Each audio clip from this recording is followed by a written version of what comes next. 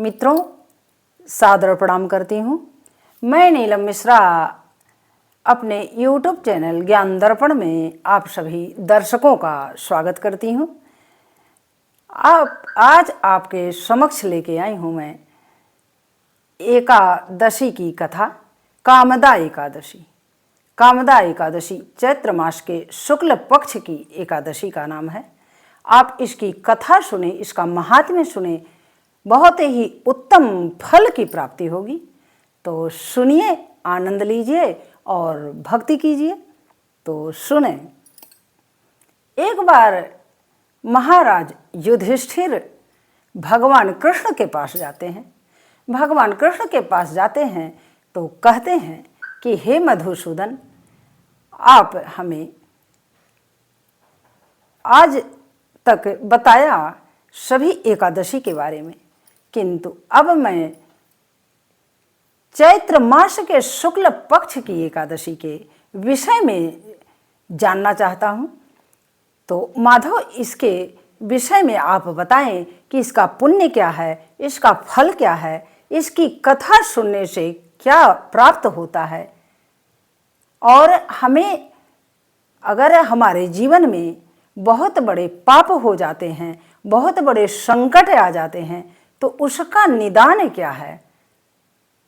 तो इस निदान को, समाधान को आप बताएं, आप हमें अवगत कराएं तो बड़ी कृपा होगी।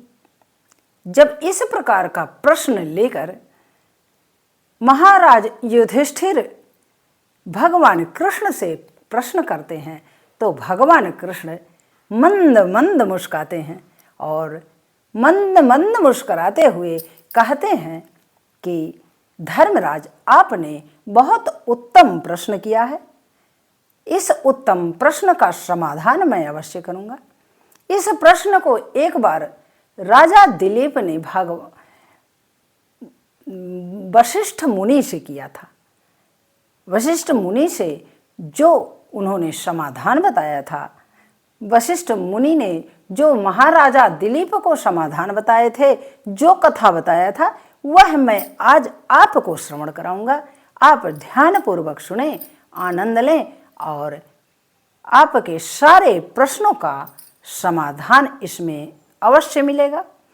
तो इस प्रकार मधुसूदन कहते हैं महाराज युधिष्ठिर से। महाराज युधिष्ठिर से मधुसूदन ने बताया कि चैत्र मास के शुक्ल पक्ष की एकादशी का नाम है कामदा एकादशी। कामदा एकादशी सभी कामनाओं को पूर्ण करने वाली है।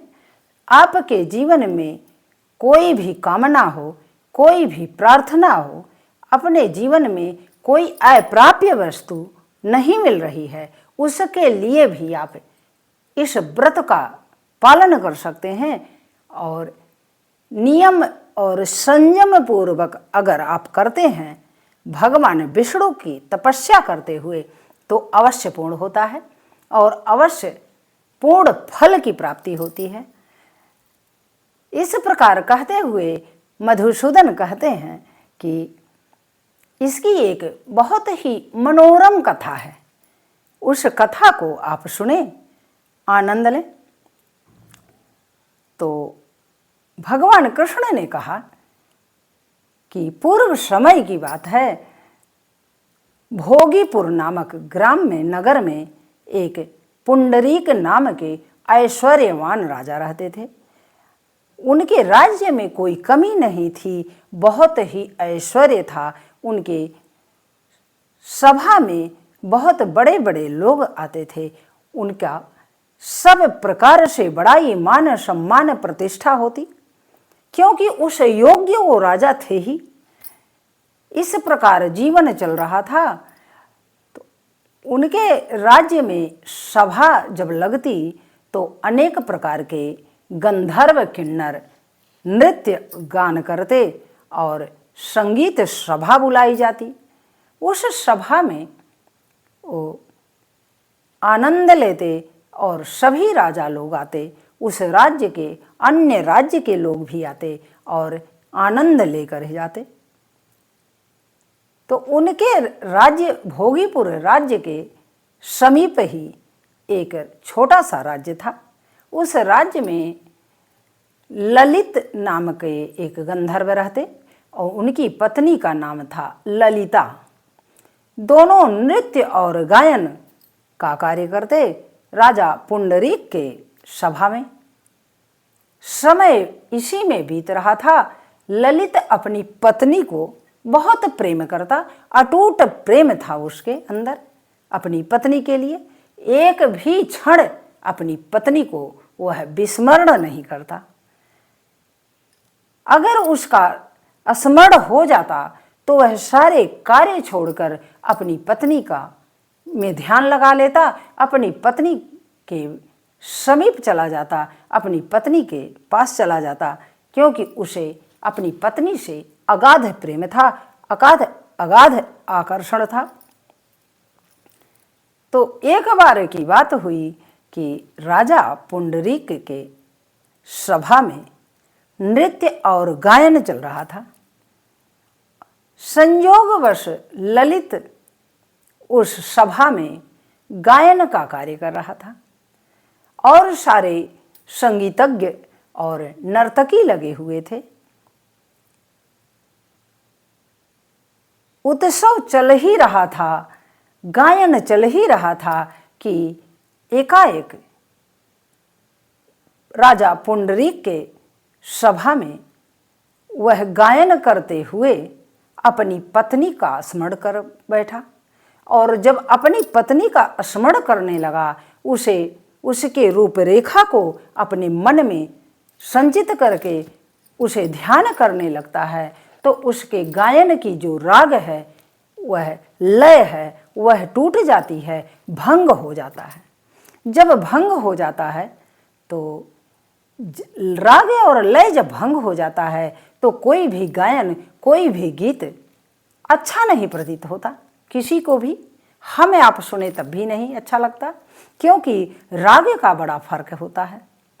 अगर राग से कोई चीज़ न गाई जाए, राग और अनुराग दोनों बहुत ही मायने रखते हैं, क्योंकि गायन के प्रति आपका अनुराग भी होना चाहिए, प्रेम होना चाहिए और राग तो अवश्य होना चाहिए।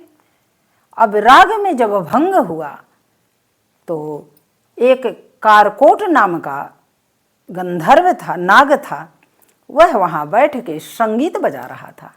उसे ज्ञान हो गया, उसे बोध हो गया कि यह राग को भटक रहा है। उसने राजा पुंडरीक को यह सूचना दे दी। जब यह सूचना वो दे देता है राजा पुंडरीक को, तो राजा पुंडरीक मारे क्रोध के तमतमा उठते हैं और उसे बुलाते हैं अपने समीप। कहते हैं कि ललित, तुम हमारे समीप आओ, तुमसे कुछ वार्तालाप करनी है। और ललित को बुला करके उसे भला बुरा कहते हैं और उसे बहुत ही डांट फटकार पड़ती है, उसको बहुत ही क्रोध में अपशब्द बोलते हैं। इतने पर भी उनका क्रोधाग्नि शांत नहीं हुआ तो वो उसे श्राप दे देते हैं। श्राप देने में क्या करते हैं कि कहते हैं कि जिस प्रकार तू अपनी पत्नी के हाड़ मांस के शरीर के चक्कर में तुमने हमारे गायन को, हमारी इस सभा में राग को भंग किया है, तो जाओ उसी हाड़ मांस को चबाने वाले, मांस को चबाने वाले तुम एक राक्षस बन जाओ, राक्षस की योनि में तुम आ जाओ और पूरे जीवन तुम वही करो कि हाड़ और मांस को चबाओ, और तुम्हारे पास कोई आवश्यकता ही नहीं कि और कुछ तुम कर सकते हो। एक तुम बहुत विशालकाय राक्षस का रूप धरोगे। जब इस प्रकार राजा पुंडरीक क्रोधवश उसे श्राप देते हैं तो वह तिलमिला उठता है, अपन प्रायश्चित करने लगता है और राजा पुंडरीक से क्षमा याचना करने लगता है कि हे प्रभु, मुझे क्षमा कर दें, इतना जघन्य आप श्राप न दें मुझे। मैं कहाँ जाऊँगा, मेरी पत्नी कहाँ जाएगी, मैं किस प्रकार जीवन यापन करूँगा। हे प्रभु मुझे ऐसा ना करें। किंतु जब जो वाणी निकल चुकी होती है तो वाणी जब निकल गई तो वापस तो आती नहीं। इसीलिए लिखा गया है कि कभी भी किसी को कोई शब्द बोलें तो तौल के बोलें। बोलने के पहले अवश्य सोचें कि हमें बोलना क्या है, क्योंकि वापस नहीं लिया जा सकता। जो वाणी हमारे मुंह से निकल जाती है वह वापस तो नहीं आती। कितना भी हम क्षमा याचना कर लें, आप कितना भी क्षमा याचना कर लें, इसलिए इसका अवश्य ध्यान रखें। अब जब क्षमा मांगते मांगते थक जाता है, किंतु उसे क्षमा राजा पुंडरीक नहीं देते, क्योंकि जब श्राप दे चुके तो उसे वापस भी तो नहीं लिया जा सकता। कैसे ले सकते हैं?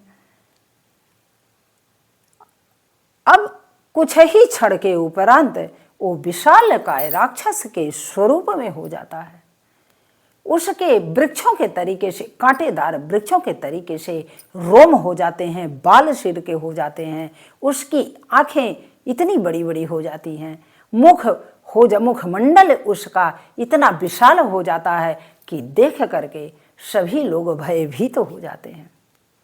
उसका शरीर इतना विशाल हो जाता है कि धरती से लेकर आसमान तक, नदी से लेकर पहाड़ तक इतना भयभीत करने वाला उसका स्वरूप हो गया। अब वह अपने को देखकर, स्वयं को देखकर ही वह दुखी हो गया कि अब मैं क्या करूं, मेरे पास कोई इसका उपाय नहीं है, कोई समाधान नहीं है, मैं क्या कर सकता हूं। इस योनि में तो मैं तपस्या भी नहीं कर सकता। अब वह भटकने लगा जंगल जंगल, पर्वत पर्वत, राक्षस के रूप में, और जो भी जानवर वगैरह मिलते उसको उसी का भक्षण करता और जीवन यापन करने लगा। जब उसकी पत्नी ललिता को ये बात खबर होती है, यह बात पता चलती है कि हमारे पति को हमारे स्मरण करने के कारण राजा पुंडरीक ने उन्हें श्राप दे दिया है, तो राजा ने श्राप दे दिया है और वो राक्षस बन गए हैं। राक्षस का स्वरूप मिल गया है उन्हें, राक्षस की योनि मिल गई है जिसका कोई समाधान नहीं है। तो उसे बड़ा दुख होता है, बड़ा संकट होता है, आत्मग्लानि होती है, और वो कहती है कि अब मैं क्या करूं, हे प्रभु। भगवान विष्णु से प्रार्थना करने लगती है कि हे प्रभु कोई उपाय करें जिससे मेरा यह संकट दूर हो जाए। जब इस प्रकार वह परेशान हो जाती है और सोचने लगती है कि अब मैं करूं तो क्या करूं, कोई उसके सामने समाधान नहीं दिखता। वह निकल जाती है जंगल जंगल, वो भी भटकने लगती है उसी के अपने पति के याद में कि हमारा पति कहीं मिल जाए, उसे दृष्टि भर देख तो लूं कि किस स्वरूप का वो हो गया है।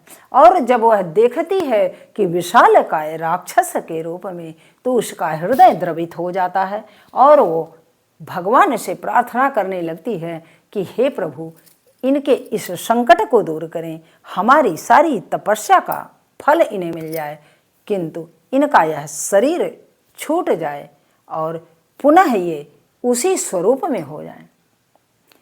किंतु जब तक भगवान की कृपा नहीं होगी तब तक हमारे पाप न कटते हैं और न पुण्य क्षीण होते हैं, क्योंकि बिना प्रभु के कृपा से कुछ नहीं होता।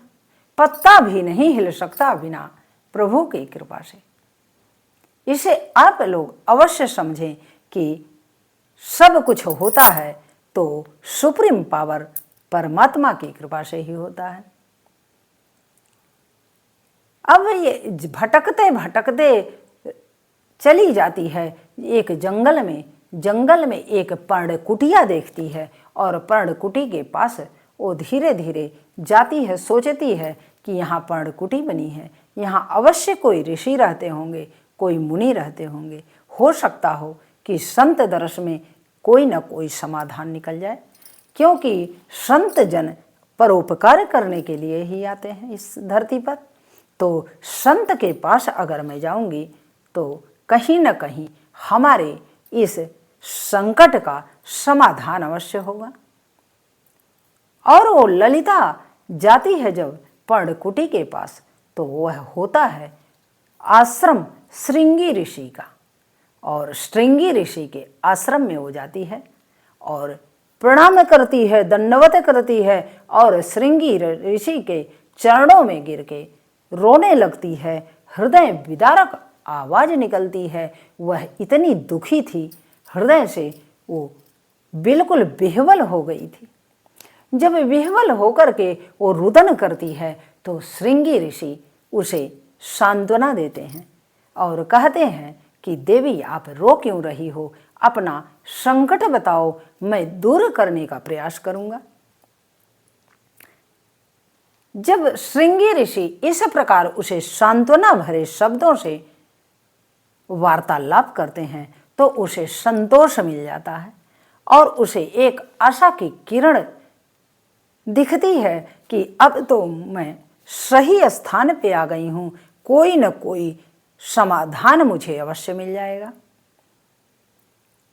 तब वह श्रृंगी ऋषि से अपनी आप बीती सारी कथा और अपनी व्यथा को सुना देती है और सुना देती है, कहती है कि हे प्रभु, आप इस संकट को दूर करें। हमारे पति के इस जो शरीर मिला है, उन्हें राक्षस की योनि मिली है, उसे दूर कर दें प्रभु। मेरे पास कोई उपाय नहीं, इसका समाधान नहीं। आप संत जन हैं, आप ऋषि मुनि हैं, आप तो भगवान के परमात्मा के परिंदे हैं, आप तो कुछ भी कर सकते हैं। इसलिए हे प्रभु, इसका समाधान अवश्य करें, नहीं तो मैं यहीं पर आपके कुटिया के पास ही प्राण त्याग दूंगी। जब इस प्रकार अधीरता देखते हैं श्रृंगी ऋषि, उन्हें दया आ जाती है। वो कहते हैं, देवी, आपको प्राण त्याग करने की आवश्यकता नहीं है। इस संसार में अगर कोई समस्या है तो उसका समाधान अवश्य होता है, तो समाधान आपको अवश्य मिलेगा, आप बिल्कुल चिंता न करें। तो श्रृंगी ऋषि ललिता से कहते हैं कि चैत्र मास के शुक्ल पक्ष की एकादशी आने वाली है। उस एकादशी को कामदा एकादशी कहते हैं और कामदा एकादशी के व्रत का पालन करने से भगवान विष्णु का संयम नियम पूर्वक स्मरण करने से, संकीर्तन करने से, जप करने से, स्नान करने से, दान करने से भगवान विष्णु का हर प्रकार से पुष्प, अक्षत और धूप दीप नैवेद्य से उनकी पूजा करने से वो अवश्य प्रसन्न होते हैं और आपके सारे संकट को दूर कर देते हैं। तो इसलिए इस व्रत का पालन करो और इस व्रत का पालन करोगी तो तुम्हारे पति का वह राक्षस योनि से आपके उस व्रत के प्रभाव से, उस नियम संयम के प्रभाव से तुम्हारे पति का वह शरीर छूट जाएगा। वह पुनः उसी शरीर में आ जाएगा जिस शरीर में पहले था। जब इस प्रकार विधि विधान के अनुसार श्रृंगी ऋषि उसे ज्ञात कराते हैं, बोध कराते हैं, तो बड़ी प्रसन्न होती है वो और प्रसन्न होकर के ऋषि के चरणों में गिर पड़ती है और कहती है कि हे प्रभु, मैं इस व्रत को आपके सानिध्य में करूंगी, आप ही इसको संपन्न कराइए जिससे मेरे इस तपस्या का फल प्राप्त करके मेरे पति का यह अधम शरीर छूट जाए और पुनः वो पहले जैसे ललित रूप में हो, स्वरूप उनका बदल जाए, तो मुझे बहुत ही हर्ष होगा।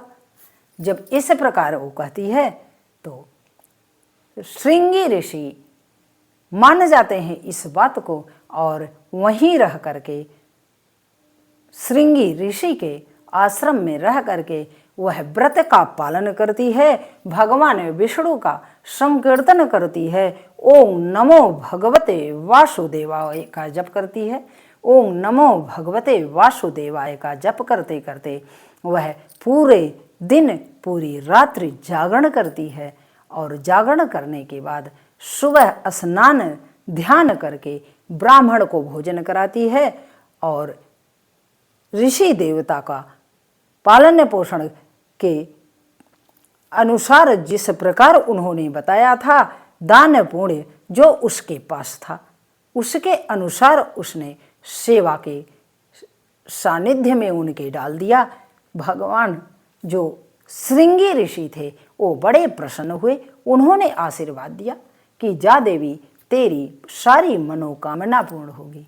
और जब श्रृंगी ऋषि का आशीर्वाद मिल जाता है और इसके व्रत और तपस्या पूर्ण हो जाती है, तो तपस्या जब पूर्ण हो जाती है तो उसका अधम शरीर वो राक्षस की योनि से पुनः मनुष्य के योनि में, गंधर्व की योनि में आ जाता है और विमान पे बैठ करके वह आता है और उसी सुंदर स्वरूप में परिवर्तित भगवान विष्णु कर देते हैं। और जब उस सुंदर स्वरूप को ललिता देखती है तो प्रसन्न हो जाती है, भगवान विष्णु की जय जयकार करने लगती है, कहती है कि हे प्रभु आपकी सदा जय जयकार हो, आप अपने चरण के रज में सदैव मुझे रखिएगा, कभी भी अपना आपका भजन न छूटे, आपका कीर्तन न छूटे, आपकी भक्ति न छूटे। तो इस प्रकार उसका कल्याण हो जाता है। भगवान कृष्ण मधुसूदन हमारे इस प्रकार सुनाते हैं कथा और महात्म्य को महाराज युधिष्ठिर से। तो आप लोगों ने भी सुना और एकादशी व्रत में इस कथा को अवश्य श्रवण करें और लाभ उठाएं महात्म्य का। इसके बहुत ही बड़ा फल है, आप भी फलीभूत हों। तो और ओम नमो भगवते वासुदेव का जप करें और भगवान विष्णु का संकीर्तन करें, आनंद पूर्वक व्रत और तपस्या करें तो सदैव कल्याण होगा, सदैव कल्याण होगा। श्री कृष्ण गोविंद हरे मुरारे, हे नाथ नारायण वासुदेवा। श्री कृष्ण गोविंद हरे मुरारे, हे नाथ नारायण वासुदेवा, हे नाथ नारायण वासुदेवा। जय श्री हरि।